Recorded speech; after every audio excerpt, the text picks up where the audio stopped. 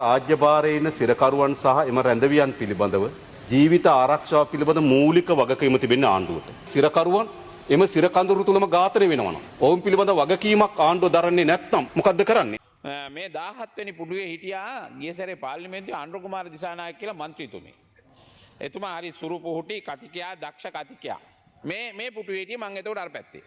මෙතන කවුරුත් නැහැ ඒ වෙලාවේ මේ පාර්ලිමේන්තුවේ අන්න අර අපේ අගමැතිතුමිය හිටියා පිටිපස්සේ පුටුවේ. අපි දෙන්න විතරයි එතකොට හිටිය කට්ටිය දැන් ඉන්නේ ගයන්ත හිටියා උතන. තුන් දෙනා ඉන්නේ මේ පාර්ලිමේන්තුවේ දැනට මේ වෙලාවේ. ඒ മന്ത്രിතුමා ලස්සන කතාවක් කිව්වා. කොහෙද මහර බන්ධනාගාරයට ගහපු වෙලාවේ.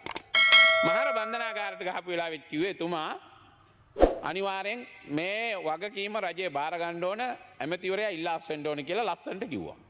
ඒ වෙලාවේ.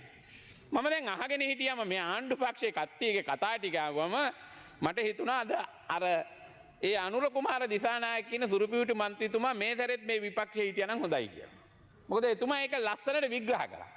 මම ඊට වැඩිය කතා කරන්නේ නැහැ.